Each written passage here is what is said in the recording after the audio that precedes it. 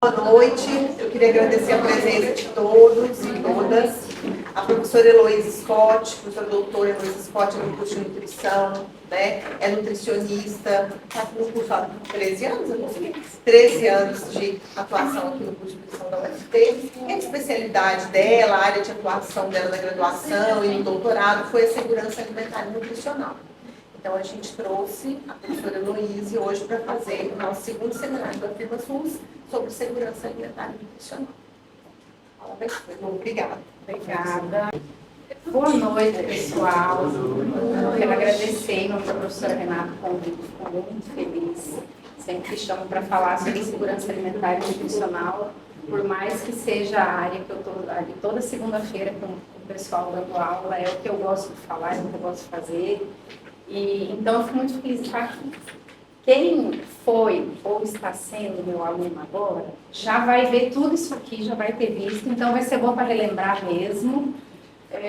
E quem ainda não conhece, eu espero poder trazer um pouquinho para vocês de algo que respalde. Quem vai a campo, aí a campo com um pouquinho mais de segurança, tranquilidade para falar sobre isso, sobre a segurança alimentar e nutricional lá no campo. E para quem veio de curioso, né?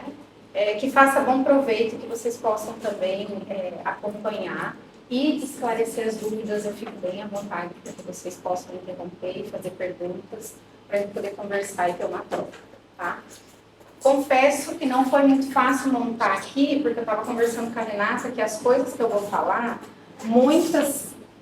tudo eu abordo com o pessoal em sala de aula e assim, é uma aula inteira do dia todinho para falar sobre tal coisa, que aqui está resumindo em 2 slides e a gente vai dar um jeito de falar rapidão. Mas fiquem à vontade para perguntar e que a gente tenha um momento bem tranquilo. Mas eu vou começar fazendo pergunta para vocês. Primeiro eu quero saber quem é da nutrição. Eu já conheço a maioria, mas tem alguns que ainda não chegaram em mim. Então, tem bastante. O restante que está aqui é da área da saúde? Enfermagem, medicina, então todo mundo da área da saúde. Quem aqui não tem muita aproximação com isso? Segurança alimentar e nutricional. O que é? Sem vergonha, na porra. Quem já tem, vai rever algumas coisas, tá? Então, mas vai ser muito tranquilo. Então, eu quero começar a fazer uma pergunta que muitos dos meus alunos já ouviram eu fazer, mas é impossível eu falar de segurança alimentar e nutricional sem antes eu saber o que para vocês é uma alimentação adequada. A gente vai falar de segurança alimentar. Beleza, mas o que é a pessoa estar em segurança ou em insegurança alimentar? Então, eu preciso saber o que é uma alimentação adequada. Vamos partir do princípio. Eu preciso de 5 voluntários para me falarem assim, 5 aspectos que vocês acham que determina uma alimentação adequada. Vai lá. Nutritiva. Alimentação adequada é nutritiva. Que tenha verduras. Que tenha verduras. Equilibrada. Equilibrada. Tem calor. Pode falar. Vai lá. Quantidade correta. Quantidade correta, balanceada. Teor calórico equivalente ao que a pessoa precisa. Teor calórico equivalente ao que a pessoa precisa. Alguém dá mais? Já chegou nos 5. Qualidade. Então vamos só, né? As pessoas que falaram trouxeram muitos aspectos do quê? Qualidade, questão calórica, né? Que seja adequada, que seja variada. Mas eu queria contar uma coisa para vocês e eu quero que isso fique gravado. E aí, sobretudo, é um toque para os alunos que são futuros nutricionistas. A alimentação adequada ela vai muito além do nutriente. Muito além da adequação, da caloria, de eu alcançar o macro, o micronutriente, a vitamina, a proteína, o carboidrato. Né? Ela precisa de tudo isso. Mas dentro de uma dimensão, no âmbito da segurança alimentar e nutricional, que é o que a gente vai conversar hoje, a alimentação adequada vai muito além disso.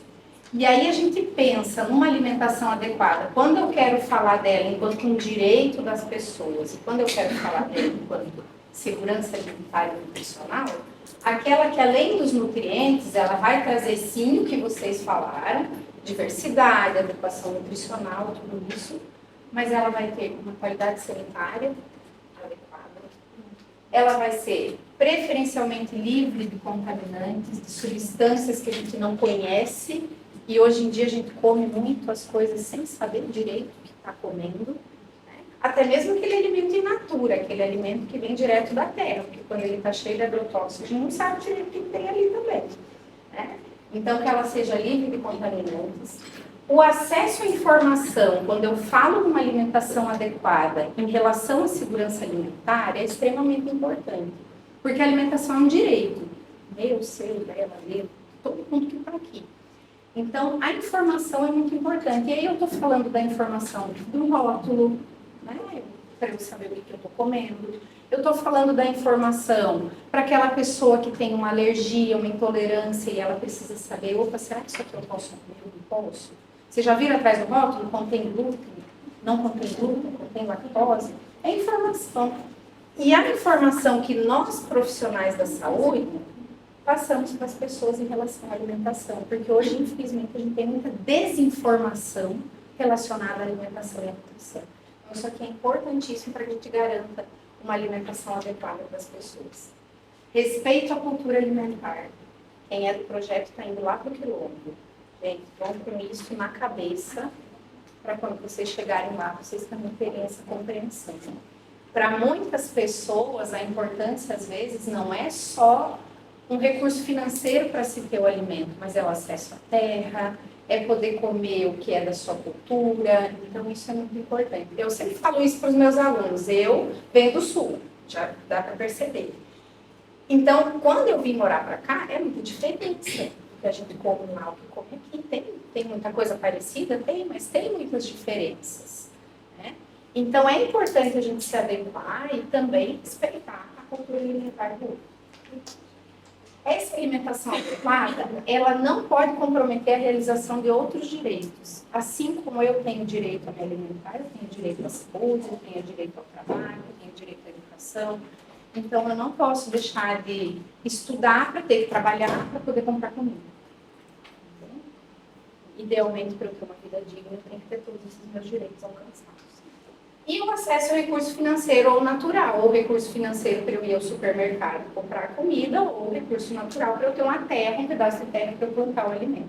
Então, quando a gente fala de alimentação adequada, na perspectiva da segurança alimentar e nutricional, eu penso em tudo isso para além do nutriente. E aí é isso que a gente vai começar a conversar um pouquinho. Mas eu ainda não vou chegar na segurança alimentar e nutricional. Eu quero mais uma etapa, eu quero saber de vocês o seguinte. Todo mundo aqui sabe que a alimentação é um direito? Todas as pessoas? Então, a alimentação, ela é sim um direito. O que a gente chama de direito humano à alimentação adequada. E ela é um direito inerente a todo ser humano. Nasci já tem esse direito garantido. Até quando eu morrer. Independente, raça, cor, aonde que eu vivo, e independente se o local que eu vivo, o país que eu vivo, tem uma legislação específica dizendo que a alimentação é um direito ou não. Até 2010, o Brasil não tinha nada que respaldasse tão fortemente que a alimentação era um direito. Aí lá em 2010 teve uma emenda constitucional que incluiu a alimentação como um direito lá na Constituição Federal. Então hoje a nossa Constituição Federal brasileira tem a alimentação posta como um direito, assim como os outros direitos sociais que a gente tem lá dentro também. Mas independente de legislação, a alimentação é um direito de todas as pessoas. A base legal ela vem para respaldar mais nós que somos titulares de direito a exigir. A ter essa exigibilidade, poder cobrar que esse nosso direito seja garantido. E aí a gente trabalha muito dentro disso. E a ONU, ela traz um conceito, eu até deixei ele bem completo, carregado aqui, mas grifando algumas palavras, porque aí a gente linka lá com o que é uma alimentação adequada, porque o direito humano a uma alimentação adequada é aquele direito inerente a todas as pessoas a ter um acesso regular, permanente e restrito. Então não vale eu comer bem hoje e amanhã eu não ter nada para comer, eu comer bem hoje e amanhã eu ter que pular o almoço para poder ter janta, não vale. Tem que ser regular e permanente. Diretamente, então, da terra, ou por meio da aquisição financeira, que hoje é o que a maioria das pessoas da zona urbana, por exemplo, vivem essa realidade, mas a gente vai para para a zona rural, a gente já tem muito na realidade as pessoas que plantam o seu alimento. Alimentos o quê? Seguros e saudáveis, aí volta uma alimentação adequada. Qualidade sanitária, adequadamente, né? Nutricionalmente adequado, diverso e tal. Em quantidade e qualidade adequada, entra o que vocês falaram. Correspondente às tradições culturais, volta lá na alimentação adequada, tinha respeito à cultura. E que garantam uma vida digna e plena nas dimensões física, mental, individual e coletiva. Então, por isso que a gente linka o que é uma alimentação adequada, é tudo aquilo, porque o direito à alimentação é garantir tudo isso para que a gente tenha uma vida digna. Agora sim a gente chegou lá. E a segurança alimentar e nutricional? O que é a segurança alimentar e nutricional? Vou resumir assim, dizendo que é a garantia desse direito. É eu poder garantir que as pessoas tenham uma alimentação adequada e saudável. Hoje a gente tem uma lei, Lei 11.346, que chama-se Lei Orgânica de Segurança Alimentar e Nutricional. E é uma lei que ela traz toda uma concepção do direito humano, da ação, né? Ela cria um sistema. Todo mundo conhece o SUS, óbvio, né? A gente tem o CISAM, para quem ainda não conhece. Eu falo que é o SUS da alimentação, é o nosso Sistema de Segurança Alimentar e Nutricional. E essa lei, a LOSAN, que a gente chama, ela cria esse sistema, que é para a gente poder garantir a segurança alimentar e nutricional da população. E SAM, por essa descrição, por esse conceito legal do Brasil, é nada mais, nada menos que a realização do quê? Desse direito que todas as pessoas tenham acesso regular e permanente, em quantidade e qualidade suficiente, que não comprometa outras necessidades. Então, volta lá no que é alimentação adequada. Não posso comprometer outros direitos, né? Que tenha como base práticas alimentares saudáveis. Então, não posso considerar só cultura alimentar, questões sanitárias e não considerar a questão nutricional. Que promova a saúde, respeite a diversidade cultural e seja social, ambiental e economicamente sustentáveis. Aí a gente já entra no contexto até de sustentabilidade, de ambiente, né? Vocês tiveram, semana retrasada, uma fala com o Walter, que eu tenho certeza que foi muito proveitosa para quem participou. E aí a gente começa dentro do campo da segurança alimentar e nutricional, estudar tanto o ambiente alimentar, né? Justamente por essa questão de que a alimentação ela precisa ser social, econômica, ambientalmente sustentável, e o ambiente alimentar ele tem essas questões, né? De envolvimento social, de acesso aos alimentos, do que se come, do que se produz, né? E tudo que vem por trás dessa cadeia alimentar. E aí a gente tem no âmbito da SAM trabalhado muito com o ambiente alimentar. Então, tendo entendido, né, o que é uma alimentação adequada, que ela vai para além, né, da garantia de nutrição e valor calórico atendido. A gente sabendo que a alimentação é um direito de todas as pessoas e sabendo que a segurança alimentar e nutricional ela comporta a garantia desse direito, sabendo que isso tem que ser sempre permanente, é onde a gente vai começar a pensar. Beleza, mas o que eu posso considerar uma situação real, palpável, cotidiana, de segurança alimentar ou de garantia do direito, e o que eu posso considerar uma situação real, cotidiana, de insegurança alimentar, ou seja, violação desse direito a uma alimentação adequada. Quem que pode me dar o exemplo de uma situação de garantia do direito, ou seja, segurança alimentar e nutricional? Vou começar, que é só para animar vocês. Aleitamento materno. Criança nasceu. Qual é o melhor alimento para aquele bebê? É o leite materno. A partir do momento que eu, enquanto profissional da saúde, incentivo aquela mãe consegue amamentar, a gente cria estratégias, políticas públicas de promoção do aleitamento materno, bingo, estou garantindo segurança alimentar e garantindo o direito à alimentação adequada para aquela criança. Agora eu quero um exemplo de vocês. PNAE. Sabe o que é o PNAE? Programa Nacional de Alimentação Escolar. Volta no que é alimentação adequada. É aquela que eu não vou deixar de ter outros direitos. A criança está lá na escola, o dia todinho estudando e está se alimentando bem. Segurança alimentar e nutricional garantido o direito a uma alimentação adequada. Mais um.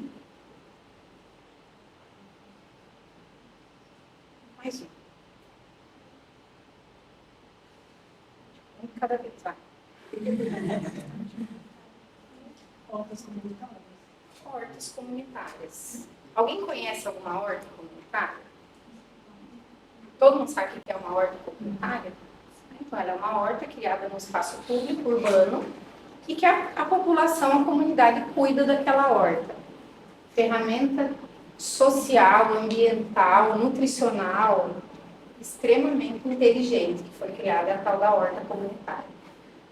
Eu estive numa horta comunitária antes de ontem, visitando. Aí você vê as pessoas idosas relatando que antes ficavam em casa, e que já estavam lá sem fazer nada, agora estão ali cuidando da horta, produzindo, com maior orgulho das coisas que produzem, e ainda garantindo uma renda extra, porque tudo que eles produzem, eles não dão conta só de comer com a própria família. Então, gera renda, a pessoa come melhor, tem uma interação social, e aí, em contrapartida, eu estou fazendo o quê? Segurança alimentar e nutricional e garantindo o direito à alimentação adequada dessas pessoas. Agora, bora pensar o que seria uma situação de insegurança alimentar ou de violação do direito. Eu começo de novo uma muito fácil. Situação de fome. É uma família que está em situação de pobreza, extrema pobreza, ela tem privação de alimento, ela está tendo seu direito à alimentação adequada violada, ela está, aquela família encontra-se numa situação de insegurança alimentar. E aí já vou dar uma coisa grave. Estou passando fome, já é insegurança alimentar grave. O que mais pode ser considerado uma situação de violação do direito ou de insegurança alimentar? A própria parte da gente não saber o que a gente consome poderia ser. Com certeza. Hoje, infelizmente, a gente tanto, como eu falei, tanto de um alimento industrializado, ultraprocessado, que a gente olha aquele rótulo, não sabe metade do que a gente, do que tem lá, que a indústria consegue, driblar, colocar alguns nomes, zero, fit, que daí engana mais ainda a população, às vezes achando power, esses dias eu estava vendo, vou ter que abrir o parênteses, que a gente começa a ver uns exemplos, aveia com aveia proteica, é marca famosa. Aí você olha assim, ela tem 20 gramas de proteína, quase você toma uma dose de whey protein. Aí você vai olhar, é tipo assim, muitas gramas, você tem que comer muita aveia. Aí você fala, Senhor, como é que como? E aí essa desinformação, isso a gente considera tranquilamente situação de violação do direito à alimentação adequada. Inclusive, propaganda infantil que relacione questões de personagens, essas coisas, é porque a indústria é muito forte e algumas marcas e coisas conseguem fazer isso. Mas, em tese, a criança ela não tem autonomia, então você está trabalhando de uma forma que não deveria ser autorizada. Desonesta. Então, precisa ter... E os agrotóxicos, metais pesados? Violação do direito humano à alimentação adequada. Por quê? O uso de agrotóxico, principalmente aquele uso indevido, acima de limites permitidos pela vigilância sanitária, agrotóxicos proibidos, a gente tem muito agrotóxico no Brasil, que você vai para a Europa, por exemplo, eles são proibidos de entrar lá, e aqui eles estão facilmente rodando. E o agrotóxico ele não tem só o problema no consumo do alimento, mas hoje existem muitas pesquisas que já vêm com a questão de problemas de pele, problemas respiratórios, câncer relacionado ao uso. E o uso que eu digo assim, produtores rurais pulverizando agrotóxicos sem EPI, por desconhecimento, e às vezes a gente pensa que não, mas as pessoas desconhecem esse perigo, por quê? Porque ele é um fertilizante, eles usam outros nomes, que não agrotóxico. E aí o uso exacerbado, às vezes as pessoas fazem reutilização dos recipientes, enfim, um tanto de pesquisa que tem saído, agrotóxico no leite materno, agrotóxico em alimento ultraprocessado, que você acha que não vai encontrar. Então, isso tudo é uma violação. Tudo de bom, o veneno está na O mesa. veneno está na mesa, tem um e dois. Maravilhoso. E aí você vê as coisas que acontecem assim com os produtores, é um absurdo. Produtor que está tentando certificação orgânica, né, de produção e não consegue porque o vizinho do lado pulveriza com pulverização aérea, com drone, a sua plantação e aí o vento vem tudo aqui no vizinho e não consegue certificar que o dele é orgânico e ele não usa agrotóxico no dele. Mas o vizinho usa, então já era. Né? Então isso é uma violação do direito a uma alimentação adequada, porque a alimentação adequada ela tem que ser o quê? Livre de contaminantes, eu preciso dessa informação, eu preciso de tudo isso. Então, se a gente for pensar assim, na prática, no cotidiano, vocês conseguem relacionar, isso é uma garantia da alimentação adequada, isso é uma situação de segurança alimentar. E quando a gente fala de insegurança alimentar e nutricional, a gente vai falar um pouquinho dos métodos de avaliação.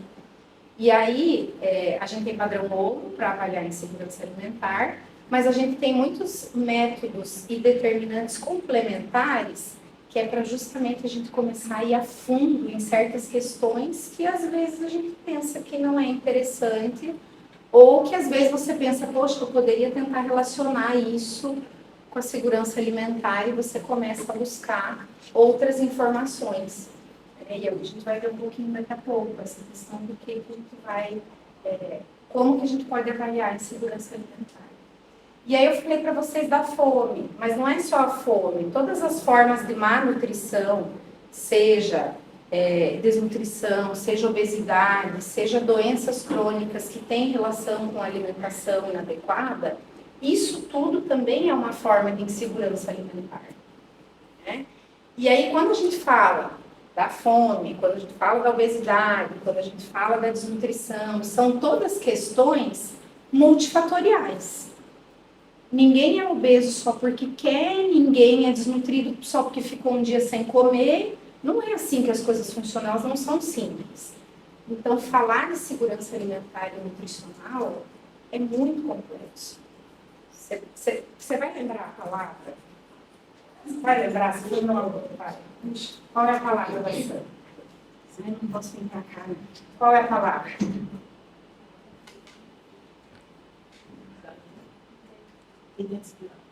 Quase. Eu encho a cabeça dos meninos com isso. Segurança alimentar e nutricional é intersetorial. Porque os problemas que a gente tem relacionados à segurança alimentar e nutricional, e aí eu só citei alguns para ficar muito fácil de entender, né? Eles são multifatoriais. Então, as maneiras que a gente tem de compreender esses fenômenos, de tentar resolver as estratégias, as ações, as políticas públicas que a gente tem para resolver esses problemas, elas também têm que ser intersetoriais. Porque o problema é multifatorial, o problema é complexo. Então, a solução não vai ser simples. E aí, a segurança alimentar e nutricional, ela perpassa por toda essa teia, porque vocês deram um exemplo do uso de agrotóxico, então estou falando de produção de alimentos, aí a gente já está falando de aleitamento materno, aí a gente já está falando de PNAE, aí a gente está falando de família em situação de vulnerabilidade, e quando eu vejo, eu estou entrando na área da saúde, da educação, da agricultura, da assistência, do meio ambiente e extrapolo. Então, segurança alimentar e nutricional não é pauta do nutricionista somente, e não é pauta só da área da saúde.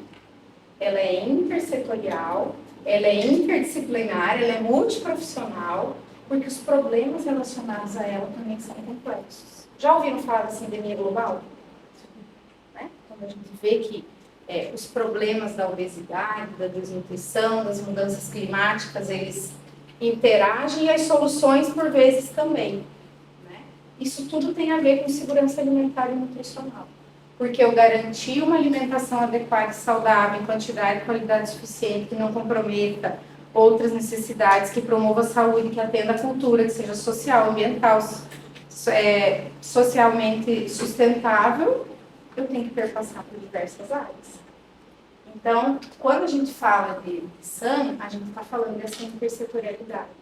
E aí, com isso, tanto os determinantes quanto os métodos de avaliação, eles também vão ser diversos e eles vão se complementar. Então, como eu falei, a gente tem um padrão ouro para avaliar, mas a gente tem outras coisas para observar também, para poder complementar o uso desses métodos e fazer uma avaliação mais precisa. E aí, uma avaliação, muitas vezes, voltada ao que eu quero. Eu quero avaliar realmente condições de saúde daquela população e a insegurança alimentar. Não, eu quero avaliar mais condições de acesso à alimentação, porque aquelas pessoas não estão conseguindo acessar o alimento, não estão conseguindo ter recurso financeiro para isso. Não, eu já quero focar um pouco mais na questão da produção de alimentos daquela comunidade. Então, você busca o que você quer compreender relacionado à segurança alimentar e nutricional, que é uma questão que vai da produção até o consumo, e passando por diversas áreas, e aí você vai usando os métodos complementares e as avaliações complementares para deixar mais rica a pesquisa, a investigação, a avaliação. Aí eu já vou mostrar depois exemplos do que o IBGE faz, por exemplo, para avaliar a insegurança alimentar. Tá? Posso seguir? Tá ruim, tá tranquilo? Vamos falar que vai ficar luz. Não, pode ir. E aí, quando a gente fala que questão de fome é uma questão de insegurança alimentar, questão de outros tipos de doença, vulnerabilidade social, má alimentação, produção de alimentos, né, de maneira insustentável, um sistema alimentar insustentável, a gente tem fatores que a gente chama de fatores determinantes, fatores associados à insegurança alimentar e que podem relacionar. Então, assim, por que aquela família está passando fome? Que fatores que contribuem para que aquela família esteja numa situação de vulnerabilidade, por exemplo? Por que a população está... por que a obesidade vem crescendo a cada ano? Que fatores relacionados podem estar contribuindo com isso? E aí, quando a gente fala de fatores associados à insegurança alimentar, a gente poderia jogar um pouco eles em 3 grandes grupos. Tem fatores que eles podem ser determinados de outras formas, mas de maneira muito geral, fatores dietéticos, antropométricos e sociais. Tá? São fatores que vão determinar muito as questões de insegurança alimentar. E esses fatores, eles podem ser desde fatores mais micro, que estão ali, fatores individuais, fatores daquele domicílio, daquela família, quanto fatores que vão se expandindo. Então, eu posso ter fator relacionado ao indivíduo, à família, mas eu posso ter fatores determinantes da insegurança alimentar relacionados ao ambiente que ele vive, ao local, à região, à cidade, ao estado. Ou então eu posso ter determinantes mais macro, país. Pega esses países que estão em guerra hoje. Será que não afeta a alimentação das pessoas? Essa condição? Então, sim, eu tenho condições mais globais. E aí os nossos determinantes, eles podem ser individuais, domiciliares, e a gente vai aumentando a escala, né, de micro a macro. Locais ou regionais e globais. Aí bora lá, conversar com vocês de novo. Pensando que eles podem, aqui eu já dei a dica, eles podem ser dietéticos, antropométricos ou sociais. Ajuda aí. O que poderia ser um fator determinante? Aí vocês lembram lá dos determinantes da saúde, aquelas coisas que é para ir ajudando. O que poderia ser um determinante individual, domiciliar da insegurança alimentar? Alguma coisa ali do indivíduo ou daquela família que você possa dizer, isso pode estar relacionado com a insegurança alimentar daquela família. Renda. Indiscutível. Quem não tem comida. Né? Educação. Estrutura familiar. Estrutura familiar, e aí essa estrutura familiar a gente pode ampliar. Né? Estrutura familiar, quantas pessoas moram nessa casa? Porque uma coisa é eu dizer assim, minha renda é um salário mínimo, eu moro sozinha. A professora Renata, nossa, a minha também, mas nós moramos em 3. O Lucas, a minha também, mas nós moramos em 5. É bem diferente. Eu viver sozinha com salário mínimo e viver em 5 com um salário mínimo. Tá? Então, sim, tem muita diferença. E dentro dessa estrutura, como é que é esse chefe de família? Como é que é, né? O chefe de família? É homem ou é mulher? Como é que é a escolaridade dessa pessoa? Porque uma coisa é eu ter um chefe de família que às vezes tem um ensino superior, tem um emprego melhor. Eu tenho um chefe de família que não tem estudo, ele não consegue um emprego tão bom, não consegue um emprego formal. Ele está empregado ou desempregado? É um emprego formal ou não é? É preto, é branco, é pardo, é amarelo, é indígena? Isso tudo influencia. Há idosos no domicílio? Há pessoas com necessidades especiais no domicílio? Qual é a condição de saúde dessas pessoas?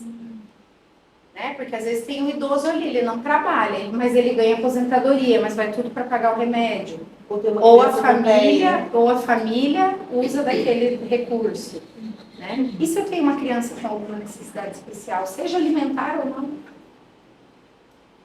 Então, tudo isso, dentro de um aspecto individual e domiciliar, faz diferença. E agora? Então, vamos partir para o regional. Então, a gente pensou, questões individuais é a renda, a escolaridade, é a conformação familiar, as condições de saúde. Então, tudo isso dentro de aspectos individuais e domiciliares. Vão guardando esses determinantes para a gente falar deles depois. Agora, se eu vou num âmbito mais local e regional. Acesso a hipermercados. O acesso, se estiver, vai lá no ambiente do outro seminário. Quanto tempo a pessoa leva para ela chegar num local que vende alimento e que tipo de alimento que vende nesse local? E qual é o preço desse alimento que vende nesse local? E a qualidade? Isso é um fator local. O que mais? Professora, mas se a indústria sempre busca o lucro, o agronegócio sempre está tentando superfaturar o alimento, jogando ele fora, como que a gente garante segurança alimentar se isso vai contra a tendência da indústria? E é aí que a gente vê, dentro desse área da segurança alimentar, a gente não pode depender de indústria alimentícia. Né? Eu sou titular de direito, quem tem o dever de garantir a alimentação adequada? O Estado. Então, a gente pensa o quê? Estratégias e políticas públicas para a garantia da alimentação saudável. Quando eu penso em determinante, que eu falo de renda e escolaridade, então, quando eu começo uma política de salário mínimo, quando eu penso num benefício socioassistencial para uma família em extrema pobreza, quando eu penso em garantir escola pública, universidade pública, então, desde a creche até a universidade pública, para garantir estudo, eu estou impactando aqui, é um fator individual. Né? São políticas públicas que não lembram, políticas públicas de outros setores, mas que vão impactar na segurança alimentar. Quando eu favoreço uma agricultura urbana, quando eu favoreço o pequeno produtor, né, para garantir que ele venda, que ele produza. Então, são todas as estratégias e ações que a gente vê quando eu tenho um sistema único de saúde, que eu posso ter acesso à saúde, né, de maneira universal em qualquer cidade do país que eu vá, sem depender de um plano de saúde, né? Então, são todas questões que envolvem, aí quando a gente fala de taxação de impostos, então vamos taxar o imposto por aquele alimento ultraprocessado da indústria e não sobre aquele alimento regional, sobre o arroz e o feijão, né? A cesta básica, o que a gente tem na cesta básica? Vamos garantir que a cesta básica tenha alimento adequado, né? E que ela não tenha essa taxação de imposto para que a pessoa consiga, com aquele salário mínimo, que a proposta é essa, né? Se manter durante o mês e possa comprar seus alimentos, né? Quando eu tenho uma estrutura que a pessoa possa ter acesso, né, à moradia, né, que eu tenha condições para que ela tenha essa vida digna, então tudo isso são formas em relação a políticas públicas, estratégias, que vão direta ou indiretamente garantir a alimentação adequada. Não sei se eu respondi a tua pergunta. E aí, claro, tentar combater questões que às vezes vão afastar a gente disso. Né? Não vai conseguir acabar com a indústria, não vai acabar com a água, não é isso que a gente vem com a proposta. né, dentro de uma política pública.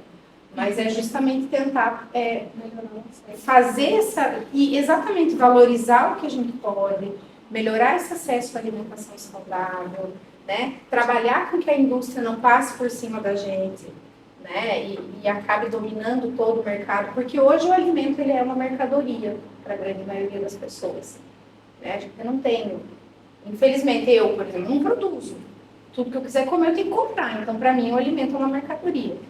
Né? E aí como que a gente tem acesso a isso, a qualidade, são todas questões a debater. E aí é uma aula toda se a gente for falar assim, de conflito de interesse de indústria, se a gente for falar de questões de agronegócio, então tem, né? São questões muito sensíveis também, né? De se tratar.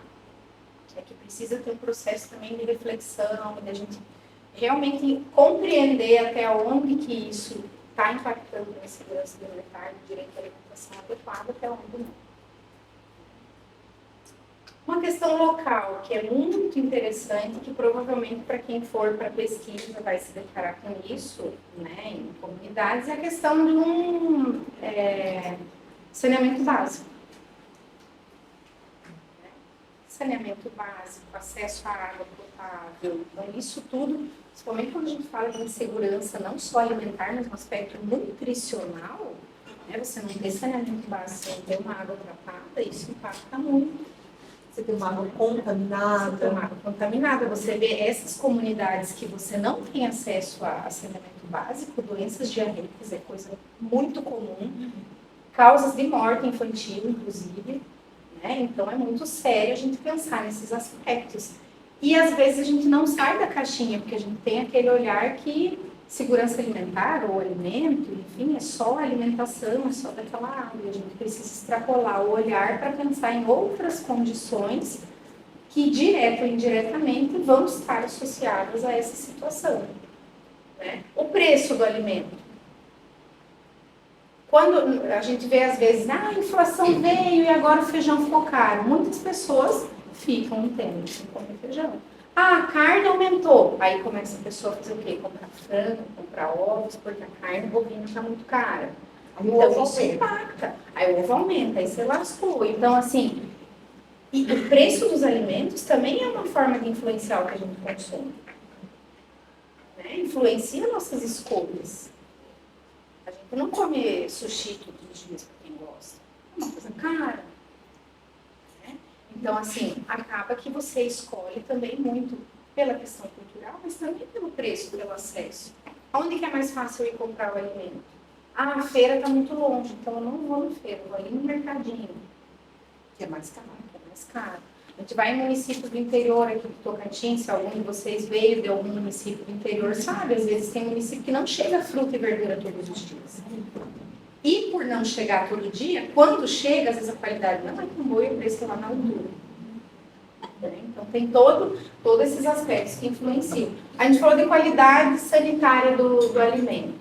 Quando eu tenho no município uma vigilância sanitária atuante, né, eu tenho muito melhor condição dos alimentos que estão sendo comercializados do que no município que não tem. Então, a gente tem esses aspectos também. Questão de discriminação, questão de desemprego. Né? Às vezes você tem um local que não tem muita oferta de emprego. Então, isso tudo impacta. E quando a gente vai lá em questões, e também o acesso aos serviços, né, gente? Isso é muito importante, já ia esquecendo. Acesso aos serviços de saúde, de educação, serviços socioassistenciais. Então, assim, vou voltar o olhar também agora pensando em quem é do projeto. Quando vocês chegarem lá no Quilombo, lá tem unidade de saúde, lá tem escola.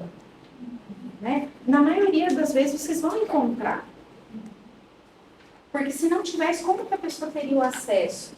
Mas às vezes aquela escola, ela é o quê? Ela não contempla a creche, não vai contemplar o ensino médio, e aí para onde que essas crianças e adolescentes vão antes ou depois de estar nesse período que contempla? Tem a unidade de saúde, mas ela não fica perto igual aqui, das 7 às 7. Ela está lá, estrutura, mas às vezes a equipe de saúde vai o quê? Equipe básica da estratégia sobre a família, equipe de base vai o quê? A cada 15 dias. Então, como que é o acesso a essas pessoas aos serviços de saúde, aos serviços de educação? determinantes locais e regionais que impactam. E quando a gente fala de questões globais, a gente já falou ali da guerra, a guerra impacta. Você vai falar guerra lá, está acontecendo lá, não tem nada a ver com isso, já está impactando o preço do petróleo, e já impacta na importação e exportação dos alimentos, e começa a impactar um mundo. Crise climática. Crise climática. Aqui está tudo bem.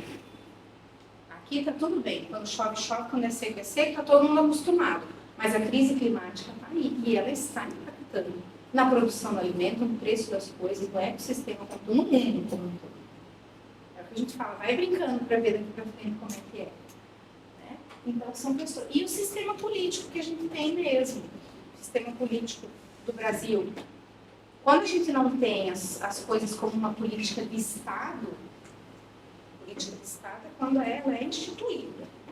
E as coisas funcionam à base de uma política de governo, entrou o governo, as coisas funcionam. Saiu o governo, muda tudo. Entrou outro governo, as coisas funcionam. Saiu o governo, muda tudo. Então, a gente tem que fazer com que as políticas públicas sejam sustentáveis para que possa dar certo. Então, aqui também ficou claro o que a gente pode ter de fator determinante. Então, a gente passa para como que a gente pode avaliar a insegurança alimentar. Por quê? Eu tenho 4 métodos, tem mais, né? Mas tem alguns métodos de disponibilidade de alimentos que eles são um pouquinho mais difíceis e aí eles são usados até mais em um âmbito um pouco mais amplo, que eu acabei até não colocando aqui, até porque eu imagino que não seja tanto o caso da avaliação que vocês vão usar. Mas eu trouxe esses 4 métodos que a gente usa para avaliação da insegurança alimentar, que tem métodos de uma avaliação mais direta, que é o caso da Escala Brasileira de Insegurança Alimentar, a EBIA, nosso padrão ouro hoje, e tem métodos indiretos, que seriam, por exemplo, antropometria e avaliação do consumo alimentar. Tá? Então, a gente acaba tendo diferentes formas de avaliação que vão se complementando, por isso que é importante. Quando eu for fazer uma pesquisa, eu não vou chegar naquela comunidade, aplicar a Escala Brasileira de Insegurança Alimentar, virar as costas e ir embora. Eu não vou conseguir ter resposta suficiente, por mais que ela seja uma escala de padrão ouro para avaliação da insegurança alimentar, uma escala validada no Brasil, né? E uma escala que a gente utiliza para fazer uma avaliação direta da insegurança alimentar. Mas eu preciso usar coisas para complementar, para enriquecer e, de fato, eu poder ter essa visão mais ampla e mais intersetorial da segurança alimentar. Então, eu vou aplicar a EBIA, mas eu vou aplicar um questionário socioeconômico junto. Para eu ver a renda, para eu ver raça, cor, para eu ver quem é o chefe da família, para eu ver escolaridade, né? Ou então eu vou lá e vou fazer uma avaliação antropométrica. Ou uma avaliação de estado nutricional de outra, que a gente pode expandir, posso fazer só peso e altura, mas eu estou trabalhando com um público que, de repente, eu vou usar um perímetro da cintura, eu quero utilizar algo mais, vou fazer exames, vou fazer outros tipos de avaliação.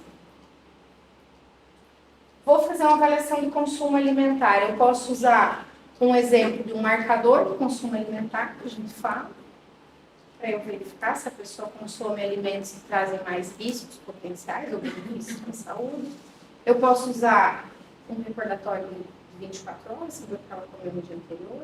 Eu posso usar um dicionário de frequência alimentar para saber o que habitualmente uma pessoa consome. Então, vários métodos. Qual que é meu objetivo? Não, eu não quero chegar tanto nesse âmbito individual de consumo. Não vou aplicar consumo alimentar. Ah, mas para mim é muito interessante eu saber como é que está o estado nutricional daquela população, que eu estou falando de criança. E aí eu quero saber o estado nutricional. Então vai lá e complementa com a avaliação do estado nutricional. A questão socioeconômica para mim é fundamental, porque eu vou estar trabalhando com uma população que provavelmente está em vulnerabilidade, deve ter muitos aspectos sociais envolvidos. Questionário socioeconômico, existem questionários validados e aqueles que você pode fazer próprio com o perfil de questões que você tem. Aí é onde a gente pensa naqueles determinantes, o que eu quero avaliar. Para mim é interessante eu chegar e fazer uma avaliação de ambiente, saber o preço do alimento que é comercializado ali, saber que tipo de estabelecimento tem disponível para venda, né, ou para consumo de alimento, é importante saber o que é produzido no quintal da casa das pessoas, se elas produzem algum alimento, isso é importante saber? São determinantes, são fatores determinantes. É importante eu saber se a pessoa tem acesso a serviço de saúde, é fator determinante. Então, a gente usa dados complementares para uma avaliação de insegurança alimentar. Eu queria tratar um pouco mais da EBIA e do que a gente chama de TRIA, que é uma triagem de risco da insegurança alimentar. Esses dois métodos importantes, né, a gente faz conforme a necessidade que se tem e o objetivo que se tem, mas são muito importantes para a gente ver principalmente esse aspecto de segurança nutricional, né? Mas eu vou querer focar um pouquinho mais com vocês aqui, EBIA e TRIA. EBIA, que é o padrão ouro, e a TRIA, que hoje está sendo um método de identificação de risco muito utilizado nos serviços, justamente para já começar a captar e ter o olhar de pessoas que podem estar em situação de insegurança alimentar. Então, para vocês entenderem o que é a EBIA. A EBIA é uma escala brasileira de insegurança alimentar, que ela tem 14 perguntas. Quem aqui conhece a EBIA? Então, falei para a Renata que eu não trouxe as questões, senão acho que ia acabar ficando até muito maçante. Mas ao que se referem essas questões? A EBIA, ela vai medir muita questão assim, da estabilidade, do acesso ao alimento e da vulnerabilidade que a pessoa vai estar em relação a essa alimentação. Então, ela vai representar desde uma preocupação que a pessoa tenha da comida faltar, até de fato ela revelar que está passando fome. Então, ela é uma escala psicométrica que ela vai deixando gradativamente um pouco mais urgente as questões, um pouco mais pesadas, eu diria assim. E aí, ele começa com essa preocupação, por quê? Quando a gente fala de segurança alimentar e nutricional, a gente fala que é acesso regular e permanente aos alimentos. Então, a EBIA, ela vai medir o quê? Os últimos 3 meses. Então, eu não quero saber o que a pessoa tinha, ou o que ela tem ontem ou amanhã. Porque eu quero saber justamente dessa estabilidade. Então, todas as 14 perguntas da EBIA, elas começam da seguinte forma. Nos últimos 3 meses, e aí vem a pergunta. Todas as 14 perguntas iniciam assim. E aí ela tem 2 blocos. Ela tem um bloco, 3 na verdade, eu digo. Ela tem uma parte com aspecto mais geral, que trata do domicílio. Então, nos últimos 3 meses, você sentiu preocupação que a comida acabasse antes de você ter dinheiro para comprar mais comida? Essa é uma pergunta que tem. Então, já vem assim com a preocupação. Se eu não tenho preocupação, que bom. Se eu demonstrei preocupação que a comida acabasse antes de eu ter dinheiro, opa, aí eu já posso estar no processo de insegurança alimentar. Porque eu já estou preocupada e de repente faltar. E aí começam as perguntas. De repente vem uma parte em que eu tenho algumas perguntas que vão se referir somente às pessoas que têm mais de 18 anos. Por quê? Subentende-se que a primeira privação do alimento, ela começa com o adulto. Então, geralmente a mãe se priva para depois ela privar a criança, né? Ela deixa de almoçar para dar o almoço para o filho. Então, começa, né, gradativamente questões. Nos últimos 3 meses, algum indivíduo maior de 18 anos comeu menos do que deveria, porque não tinha dinheiro para comprar mais comida? Nos últimos 3 meses, algum indivíduo maior de 18 anos pulou alguma refeição ou comeu só uma vez ao dia porque não tinha dinheiro para comprar comida? Vocês veem que ele começa de uma preocupação e vai começando a chegar ao ponto de privação. Tem outras questões aí no meio, tá? E aí chega uma hora dessa escala das 14, lá na questão 9, que começa a perguntar dos menores de 18 anos. Justamente para saber, começou a impactar na qualidade da alimentação da criança e do adolescente? Nos últimos 3 meses, algum indivíduo menor de 18 anos comeu alimentos menos saudáveis, né? Ou precisou se privar de uma alimentação saudável porque não tinha dinheiro para comprar comida. Nos últimos 3 meses, algum indivíduo menor de 18 anos deixou de fazer alguma refeição porque não tinha dinheiro para comprar comida. Então, você começa a fazer essas perguntas justamente para ver se o nível, o grau de insegurança alimentar, ele é leve, ele está numa preocupação e talvez numa modificação de qualidade da alimentação. E tem uma pergunta que diz assim: nos últimos 3 meses, vocês comeram somente o que ainda tinha, porque não tinha dinheiro para comprar mais comida? Então, é quando você começa, né? Acabou a fruta, então eu já não tenho, não vou comprar mais, vou comer só o que tem. Então, eu começo a mudar a qualidade. Então, ele vai desde uma questão mais leve até moderada, que é quando o adulto começa a privar ou a pular uma refeição, até uma questão de insegurança alimentar grave, que é quando realmente a pessoa coloca que algum adulto ou criança ficou sem comer o dia todo, porque não tinha dinheiro para comprar comida, pulou refeição, que aí já começa a privação mesmo. Ah, Heloísa, mas eu só tenho pessoas maiores de 18 anos no domicílio, não tem criança. Ok, a escala, ela tem a sua matriz de classificação. Eu vou até a pergunta número 9, né? Se eu tenho, até a pergunta número 14, se eu tenho indivíduos menores de 18 anos. Se eu não tenho, eu vou parar lá na pergunta 8. Que é o que eu falei para vocês, a partir da 9 que eu começo a falar do menor de 18. Então, eu tenho a minha classificação. Se eu respondo não para tudo, eu estou em segurança alimentar, porque eu não tenho preocupação que a comida falta, eu não comi refeição, eu não mudei a qualidade da refeição, eu não comi só o que tinha porque faltou dinheiro. Segurança alimentar. Se eu estou falando, se eu marco, falo sim para uma questão, eu já estou em situação de insegurança alimentar, que já demonstra que eu estou preocupada com o que tem ou não. Então, de 1 a 5 pontos, quando eu tenho indivíduo menor, ou de 1 a 3 pontos, e quando eu falo pontos, é quando a pessoa diz sim. Nos últimos 3 meses, deixou de fazer alguma refeição? Sim. Nos últimos 3 meses, teve preocupação? Sim. Então, né, esses são os sims. Então, ele tem essa escala de pontuação que vai dando essa medida do grau de insegurança alimentar. E aí, no fim da aplicação dessas 14 perguntas, eu vou ter a insegurança alimentar leve, que é quando eu defino ela mais como um critério de preocupação, de incerteza, de segurança de que a pessoa tenha esse alimento, né, de forma estável, lembrando que a gente está falando dos últimos 3 meses, né? Uma insegurança alimentar moderada, quando eu começo a reduzir os alimentos, a qualidade e a quantidade, sobretudo aí entre os adultos. E uma insegurança alimentar grave, quando aí eu tenho uma redução realmente do alimento e uma situação já nítida de fome entre adultos e também entre crianças, quando o domicílio tem menores de 18 anos.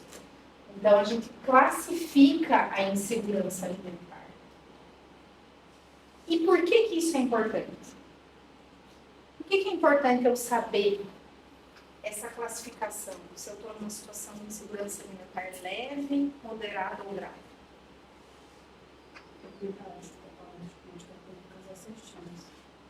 Perfeito. Políticas públicas assertivas, eu vou dar um exemplo prático disso aqui em Palmas.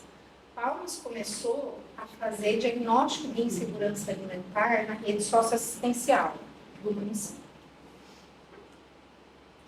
Eventualmente, né, o município consegue o benefício eventual da cesta básica. Então, quando você vai num centro de referência de assistência social, no CRAS, não é sempre que vai ter uma cesta básica disponível para quem bater lá na porta do CRAS.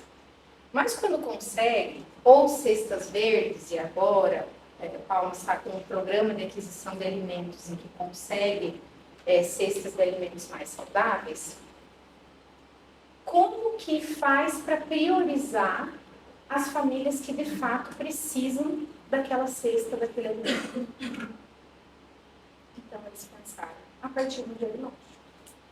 Então, eles começaram a fazer diagnóstico de insegurança alimentar da população. E a população em insegurança alimentar grave é a população prioritária para o recebimento da cesta de alimentos. Receberam, sobrou, vai para as famílias que estão em situação de insegurança alimentar moderada. Ah, então quer dizer que quem está em situação de insegurança alimentar leve não vai receber nenhum benefício, então daqui uns dias vai estar em insegurança alimentar grave.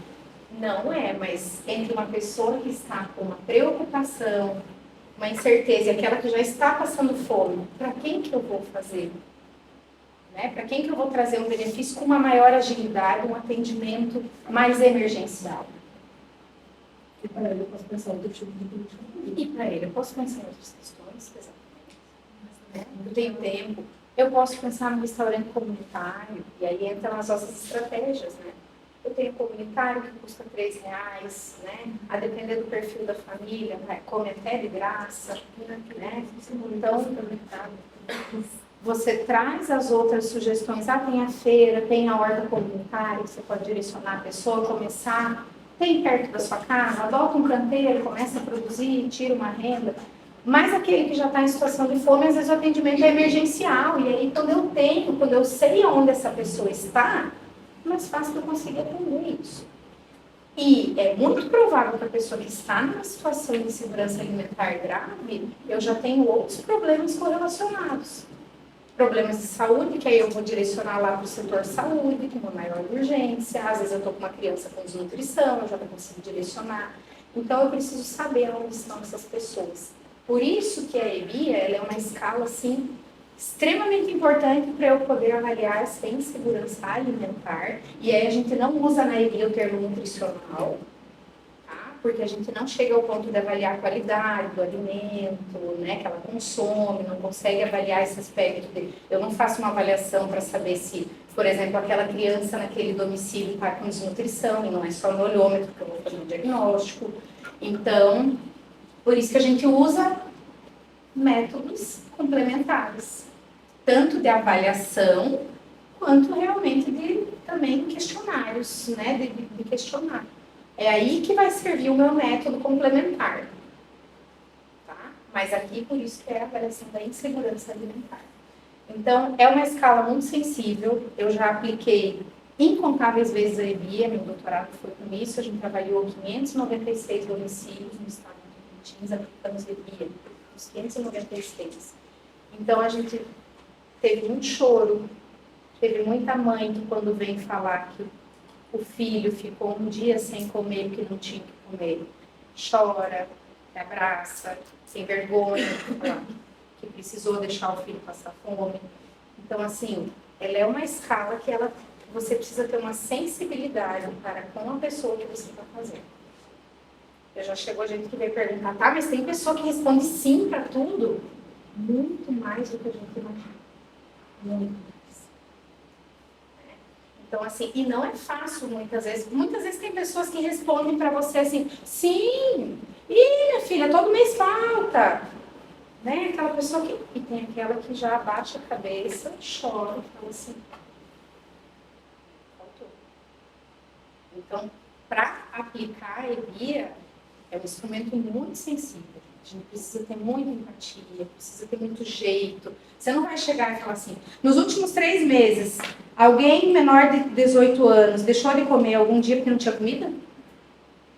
Sabe? Aquela coisa mecânica, lendo, você não vai fazer isso, porque ela é uma escala muito sensível de se aplicar. Tá? Mas ela toca diretamente no ponto da insegurança alimentar. Então, é padrão ouro para a gente poder descobrir isso e saber aonde estão as pessoas que precisam, né, desse cuidado.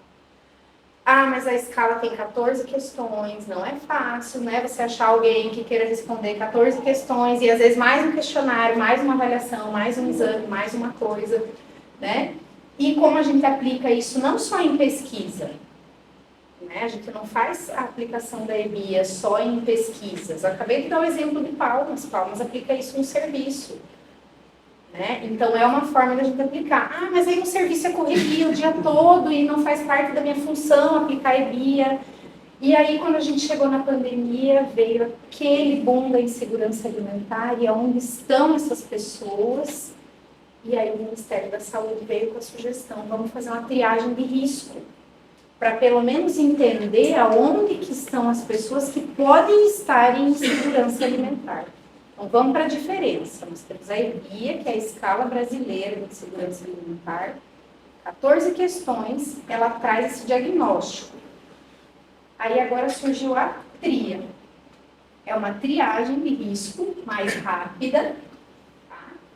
Nossa, que nome feio ficou aqui. Não gostei. Para a atenção primária. Não, não é só para a atenção primária. Ela veio da atenção primária. Essa foi o Ministério da Saúde que criou. Para poder encontrar as pessoas.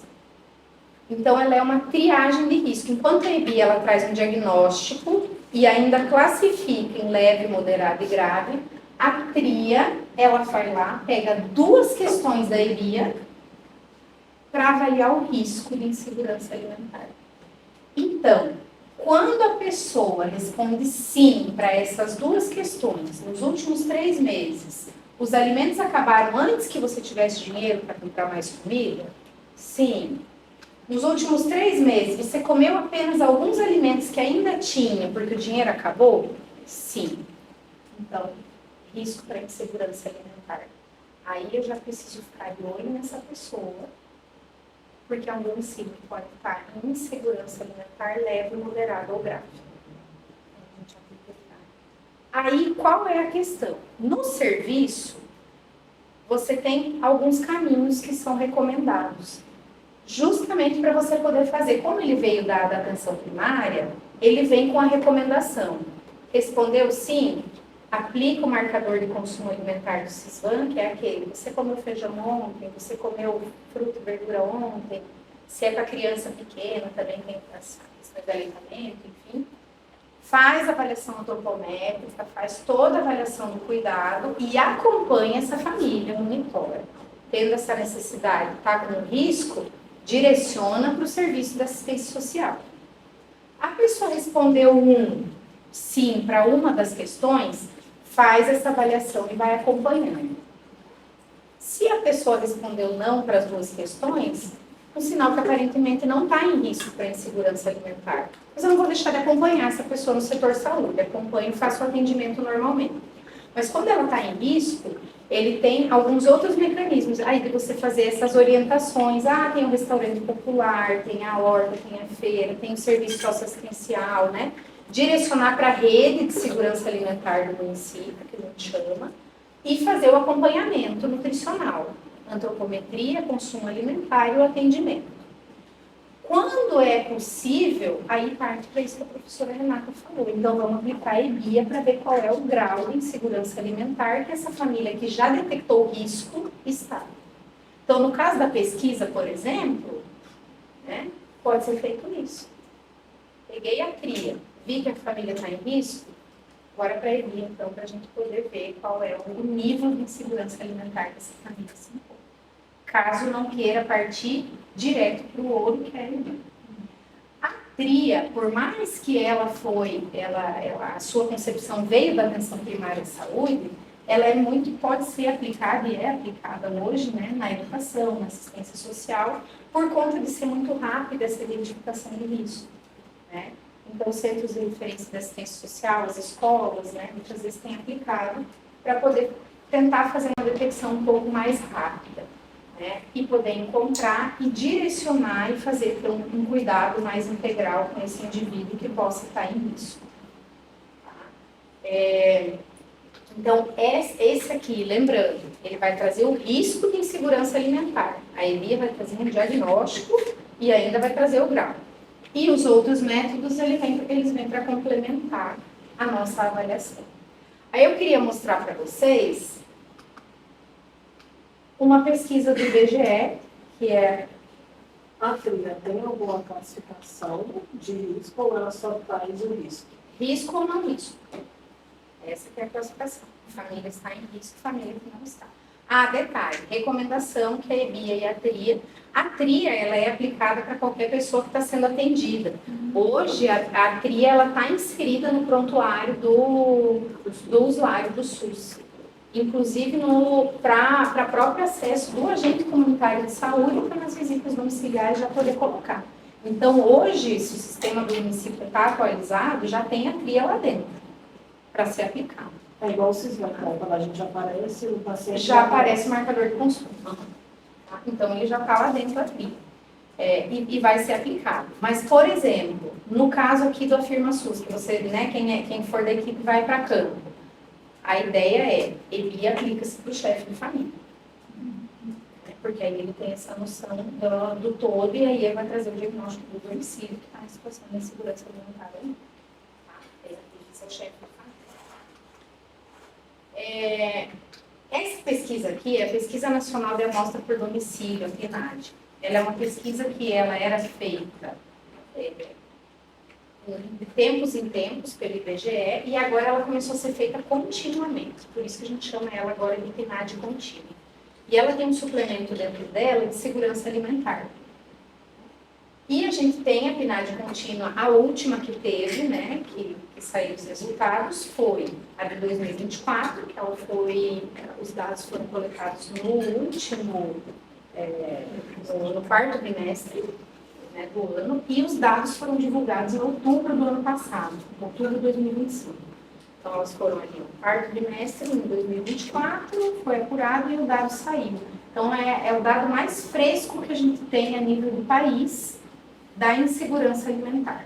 Tá? Isso aqui é pesquisa do IBGE, a amostra toda calculada para, né, todas as regiões do país, então eu consigo realmente fazer essa inferência de que a insegurança alimentar está assim, porque ela é toda uma amostra calculada pelo IBGE e eu tenho retrato de todas as regiões. Quando eu chego e vejo uma pesquisa a nível nacional, IBGE, dizendo que 75,8% das famílias estão em situação de segurança alimentar, 24,2% das famílias ainda encontram-se em situação de insegurança alimentar, sendo que desses 16,4% em segurança alimentar leve, 4,5% em segurança alimentar moderada, 3,2% em segurança alimentar grave. Da onde que eles tiraram essa informação? Do IBGE? Da onde? Como que eles chegaram a essa conclusão? O que eles fizeram para chegar a essa conclusão? Usaram o quê? A EBIA. Então, o IBGE usa a EBIA para chegar nesse diagnóstico aqui da situação do país. Tá? A PNAD ela é aplicada já há muitos anos, tem uma série histórica, eu trouxe até aqui já um slide que traz isso. Pós-pandemia não foi possível fazer a PNAD, então um grupo, né, encabeçou e fez o Vigisan, que foi um dos piores cenários que a gente teve da insegurança alimentar pós-pandemia, e depois a PNAD reformou, né, com a sua PNAD contínua. Então, esse aqui hoje, a nível nacional, é o dado mais atual que a gente tem, e o IBGE usa a EBIA para trazer isso aqui. 3,2% nem é muito, nós estamos falando de milhões de pessoas. Então, 3% de milhões de situação de fome. Um quarto da população está em insegurança. É muito. Uma em cada 4 pessoas está em insegurança. E aí é aquela história, você tem que ficar feliz e não tem. Por quê? Eu vou trazer aqui para vocês a série histórica. É um dos melhores resultados que a gente tem há anos. Mas é como o professor Renato falou, é quase um quarto da população do Brasil que está em insegurança alimentar. E é o nosso melhor cenário há muitos anos. Só que o IBGE, ele usa o quê? Ele usa outros dados para relacionar a insegurança alimentar. Então, quando ele chega no domicílio, ele vê quem é o chefe de família, qual a cor ou raça. E aí a PNAD traz que famílias chefiadas por pessoas pretas ou pardas são aquelas que têm maior prevalência de insegurança alimentar. Qual o sexo do chefe de família? Aí a PNAD vem e diz, domicílios chefiados por mulheres são aqueles que têm maior percentual de insegurança alimentar. Qual o nível de instrução do chefe de família? Domicílios que têm chefe de família com pouca ou nenhuma instrução têm maior prevalência de insegurança alimentar quando comparado àqueles que já têm ensino médio, ensino superior. Qual a ocupação do chefe de família? Chefes de família com emprego com carteira assinada, os domicílios têm menor prevalência de insegurança alimentar do que aqueles que o chefe de família está desempregado ou está no trabalho informal. Voltamos nos determinantes, vimos que o IBGE usa eles, né, na coleta de dados e faz essa relação com a insegurança alimentar. Então, a gente costuma dizer que a insegurança alimentar, ela tem cara, ela tem rosto, ela tem raça, ela tem cor, ela tem sexo, né? Por quê? Porque a gente consegue retratar a insegurança alimentar por meio dessas informações. O IBGE não consegue fazer um marcador de consumo, né? Mas existe uma pesquisa chamada POF, Pesquisa de Orçamento Familiar. Nessa pesquisa tem-se uma avaliação, né, dos orçamentos, né, das despesas familiares, com a alimentação, tem alguns outros dados, mas aí a POF está um pouquinho mais antiga em termos de dados. E aí aqui eu quis destacar para vocês, né, que infelizmente a nossa situação é a pior do Brasil, seguida da região Nordeste, e isso desde sempre, a gente não consegue mudar esse cenário, a gente tem a região Sul como a região que tem a melhor condição de segurança alimentar e a região Norte como a região que tem a pior condição de insegurança alimentar. Aí entra a nossa importância também enquanto profissionais da saúde, enquanto pesquisadores, enquanto extensionistas. Quase né? 40%. De poder Quase buscar, metade exatamente. de nós em insegurança alimentar. E volto a dizer, estamos nos melhores cenários que a gente tem desde muitos anos. Então, o nosso papel, né, dentro do que nos cabe enquanto profissionais, extensionistas, pesquisadores, de poder também saber aonde estão essas pessoas aqui, mesmo que seja no nosso mundinho, na nossa bolha, mas aonde estão essas pessoas e o que a gente pode fazer por elas. A questão aqui é estrutural, é multifatorial, né? Não dá para resolver só com alguma coisa, mas a gente pode fazer muita coisa. Então, é saber onde estão. E aqui só para mostrar para vocês, né, ó, 2004 a PNAD vinha com 65,1% da população em segurança alimentar.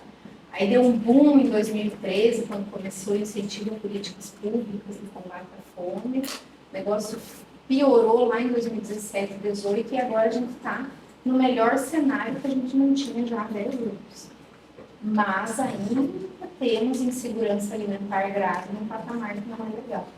O Brasil, ano passado, saiu do mapa da fome, para quem é da área da nutrição, né, ouviu falar isso. Não é pela insegurança alimentar que a gente avalia isso, é uma avaliação a nível internacional, que utiliza outros mecanismos, mas é trazendo um nível de subnutrição menor que 2,5%. Então, não usa esse dado aqui. Então, a gente fala que o Brasil saiu do mapa da fome, a gente aplaude hoje, valoriza, mas a gente precisa continuar unindo esforços e se comprometendo para que amanhã, depois a gente tenha que mudar, né, o cenário, que ainda tem muita gente para fazer. Tem muita gente com fome. Tem muita coisa para se fazer. E para finalizar, tá? Para finalizar, são só mais dois slides. Eu só queria trazer para vocês, esse aqui foi um recorte de um material chamado Insegurança Alimentar e Nutricional de Populações Vulneráveis. Foi um material elaborado pela Universidade Federal de Viçosa, eles elaboraram no ano de 2025, ou final de 2024, então ele é um material bem atual. E ele traz as questões de saúde e alimentação de populações vulneráveis. Então, dentro desse material, é um e-book, ele tem indígenas, quilombolas, imigrantes, população em situação de rua, agricultores, né? Que são populações que hoje, e LGBTQIA+, que são populações que a gente vê que hoje são populações mais vulnerabilizadas. E aí eu trouxe um recorte, né, e um outro que eu criei ali, de duas coisas que tem lá, que aí ficaria mais até para quem está no projeto, né, para ter essa atenção. Hoje a população quilombola, né, apresenta elevadas prevalências de desnutrição pregressa, então a gente vai chegar lá, não tem isso, mas fazendo uma avaliação nutricional apurada, a gente vê que existe essa condição. E, em contrapartida, concomitante a isso, tem problema com sobrepeso e obesidade, insegurança alimentar, hipertensão arterial, anemia, sobretudo anemia falciforme. Além disso, um menor acesso a serviços de saúde, saneamento básico, fogão, geladeira, condições adequadas de moradia e acesso a programas governamentais. Por que eu trouxe isso? Porque a insegurança alimentar é multifatorial e os determinantes também. Então, às vezes, a gente tem o olhar para essas questões para, na hora de avaliar, pensar o que pode ser avaliado, o que pode ser estudado, o que pode ser visto. E aí, pensando numa forma de cuidado e ações de forma integral para essa população, no âmbito da segurança alimentar e nutricional, eu trouxe alguns pontos que estão nesse material também, né? Para também, quem for para lá, que vá com esse olhar sensível e possa ampliar, né, o olhar para além do propósito que está indo lá. Então, pensar que a gente precisa garantir um acesso equitativo a serviços de saúde, humanizados, de qualidade, né? Todo mundo merece esse respeito e esse cuidado. Reconhecer e valorizar práticas tradicionais, respeitar questões de sociobiodiversidade, de cultura, né? Cultura alimentar, ter uma atenção específica, assegurar a saúde sexual e reprodutiva, né? Questões de gênero, geracionais, então a gente tem muita questão, estava até comentando, né? Casamentos e relações consanguíneas, então também ter, né, esse cuidado para assegurar saúde sexual. Ter um cuidado ampliado, longitudinal, integral, né? Estabelecer laços com território e as equipes. Então, às vezes, está numa área mais remota, numa área de difícil acesso, né? E a equipe de saúde vai lá, quando precisa, atende, vai. E a gente, às vezes, enquanto universidade, também faz isso. Vai lá, coleta o dado, vem embora e pronto, minha pesquisa está aqui, meu artigo está publicado, meu TCC está defendido, meu PIBIC está aqui, minha bolsa está na conta. E a população ficou como? Só me deu informação. Então, a gente precisa ter esse cuidado, ter essa sensibilidade, ter essa empatia quando for chegar na comunidade. Tá? E combater a discriminação, identificar, prevenir violências. Lá no material está dizendo serviço de saúde. Aqui a gente aplica, né? Para a universidade, o espaço que a gente sai para cuidar das equipes que forem lá, para ter esse direcionamento. E, para que a gente não esqueça, a garantia da ação exige um compromisso inegociável, quem é o aluno sabe, toda a aula eu bato para a intersetorialidade, então é algo inegociável.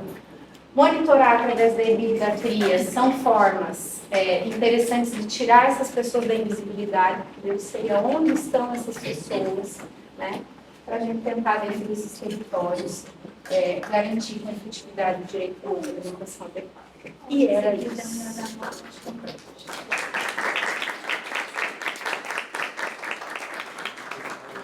Obrigada. Depois a professora Elô vai fazer com a gente um momento só do Grupo Afinasus para a gente trabalhar o instrumento da EBIA, porque ela tem uma grande experiência, e aí então ela vai ensinar como fazer pergunta, com sensibilidade, com cuidado, se você se deparar com uma situação que a pessoa chora no momento, né? Então a gente vai ter esse momento aí para o grupo, antes da gente entrar em contato com as comunidades. E aí agradecer a parceria de sempre. Obrigada. E a presença de todo mundo, a sala cheia, né? Que bom. Sábado da noite é muito bom, né? A gente tá Ninguém dormiu, pelo menos não. Obrigada. Gente, qualquer dúvida, fico à disposição.